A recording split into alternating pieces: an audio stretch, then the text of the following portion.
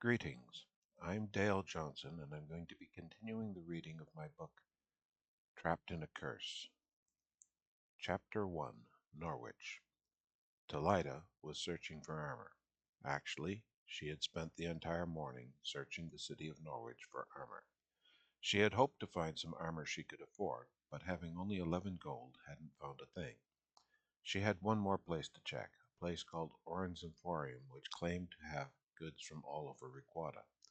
She didn't have much hope because of her build, a slim girl of 17 summers. She stood 6 feet tall, so she didn't expect to find any used armor that would fit her. She felt she needed armor because as a mercenary she looked more like a farm girl than a warrior, which had resulted in her rather predictable nickname, Farm Girl. Her last job had been a guard for a caravan, and she had been praised by the caravan master for doing an excellent job, although all that meant was she had looked intimidating, mostly because she was tall and carried a sword, and was scowling most of the time because she had sore feet. The caravan had only been going as far as Norwich, so she had been paid that very morning, which is why she had a little over 11 gold, 10 gold and a handful of lesser coins. Her pay had been a surprise. She had received a substantial bonus, although not as much as the other guards, since she had only joined the caravan 3 months earlier. Actually, the coins weren't even made of gold. They were just called golds by travelers, because they were made of a yellow metal, usually brass, and virtually every kingdom issued similar currency. She wasn't looking for a new job. Instead, she planned on seeing some of the countryside, maybe going south and seeing what the ocean looked like. But soon or later, she would need a new job, and she doubted wearing a pale blue dress with a sword would encourage people to hire her as a guard. Her sword didn't help her image as a mercenary either. It was far too ornate. It had been a gift from her grandfather, a family heirloom. It even had a name, Quicksilver. It was a long sword, and its hilt was very ornate. It was wrapped in black leather, with silver wire wrapped around it. The pommel stone was a large yellow diamond, and there were some smaller gemstones embedded in the hilt. The scabbard was also made of black leather edged with silver. It had a similar gemstones embedded in the leather. Since it never needed to be sharpened and was too dangerous for sparring, she had not drawn it since joining the caravan. The other guards tended to joke about her sword. They didn't think it looked like a useful sword, but considered it to be a decorative sword, a pretty ornament. The jokes got even worse when they found out her mother's name was Peace. After that, they teased her about being the daughter of Peace who carried a toy sword. She didn't really have any major problems with the sword. That was until a few hours ago. She had been grabbed from behind by someone who demanded that she return his sword. She had pulled from his grip, and as he had started to yell, "Thief!" turned to face him. He was a heavy-set man, wearing leather armor, and he had a drawn sword in his hand. When he realized she wasn't going to run away, he moved to attack, swinging his sword towards her. She reacted automatically, batting his sword away with her left hand while drawing hers with her right. Having 4 older brothers, she had been in many fights. She had beat up her oldest brother when she was only 6. He was 12 at the time. By the time she was 11, she was training with the town militia. By the time she had hired on as a guard for the caravan at 17, the only people in Brem who could face her in a sparring match were trained guards. This was the first time she'd been in anything more than a sparring match, and as such made a wild swing at the man as he dodged. He started to smile, but she swiftly wiped the smile off his face with a powerful left hook. He recovered quickly, and she was forced to dodge as he swung his sword at her. Then, taking advantage of Quicksilver's longer reach, she made a smooth swing for his shoulder, into his shoulder. It would have taken his arm off if he hadn't been wearing leather armor. As it was, it cut deep into his shoulder. He fell to his knees and dropped his sword. As he placed his hands on his head, Talida placed the tip of her blade against his chest. "Whose sword is it?" he replied in a shaky voice. "Yours." "Then why did you claim it was yours?" she demanded loudly. He remained silent, so she snarled at him. "I asked you a question." He shuddered. He replied in a shuddering whisper. "I was mistaken." "What? I can't hear you," she growled as she pushed Quicksilver harder against his chest. He swallowed again and repeated, "I was mistaken. I've never seen that sword before." He was shuddering, although he did speak louder this time. "Fine," she snarled. "Then get out of here." He backed up and looked at his sword, and then whimpered, "My sword!" "Take it, but if you try anything, I'll cut your head off." She kept her blade pointed at him. He grabbed his sword and fled. She watched him go, and then smiled. Captain Barrack had been right. As long as you snarled a bit and kept them scared, thugs tended to do what you wanted. She then turned and walked away. Oren's emporium proved to be a large warehouse. As she entered, a gentleman greeted her and asked her if she was looking for anything in particular. "Armor," she replied, looking around. "It's at the back and on the left."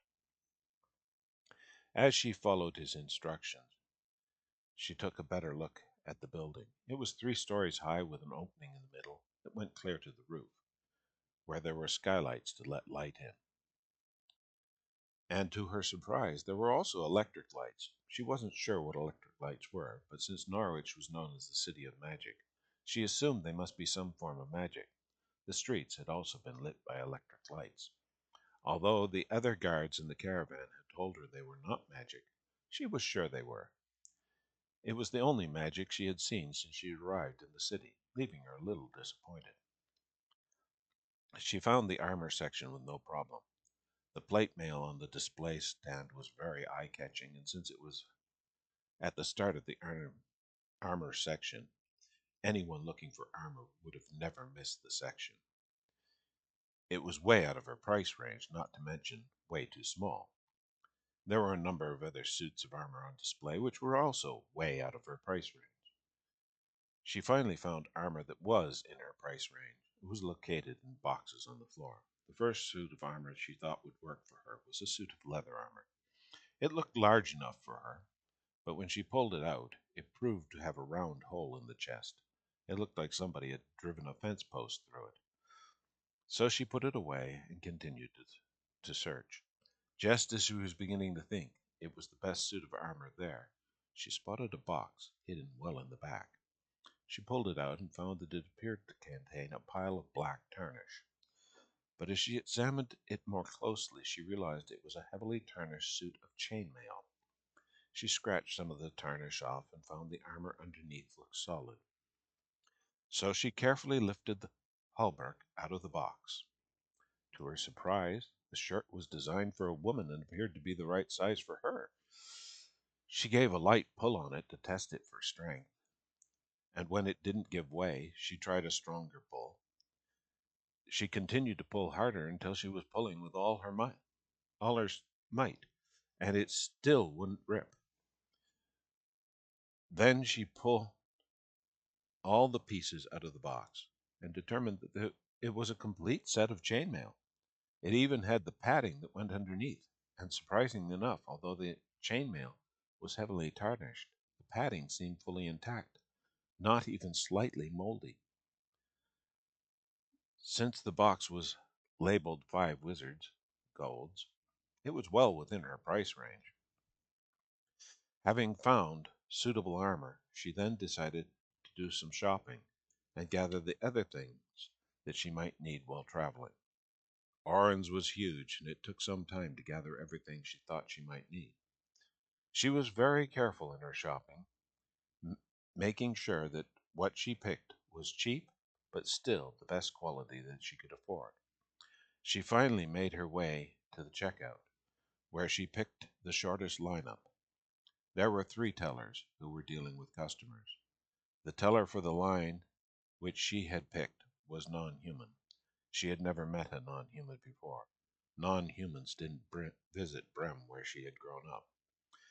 And although the man behind the counter looked relatively human, his skin was somewhat reddish, and he had 2 very large horns on his head. His eyes were somewhat grayish and slitted like a cat's.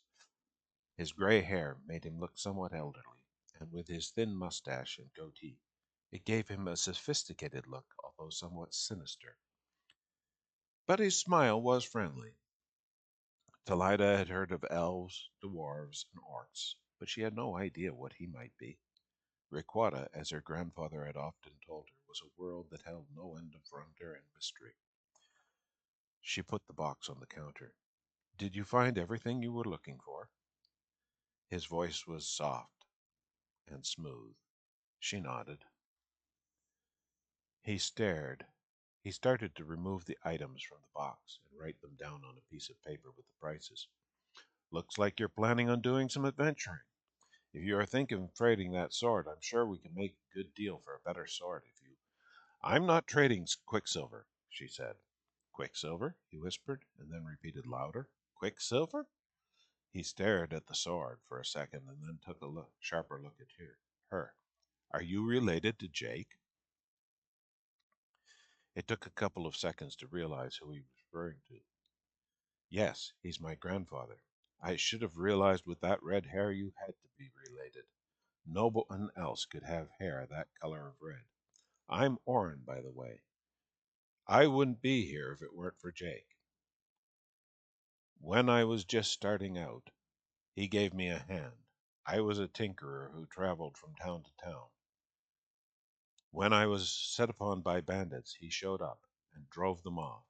Although I don't remember Quicksilver being much Although I do remember Quicksilver being a much larger sword, I must have made it bigger in my mind. You know how an old man's memory can be."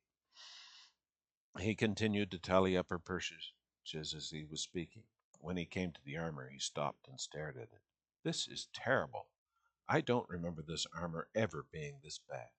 You're sure there wasn't something better back there? I'd hate to think I gave Jake's granddaughter a bad idea." "This looked like it would fit, and it seems solid. There isn't much that would fit me," she replied. "Well, this is terrible.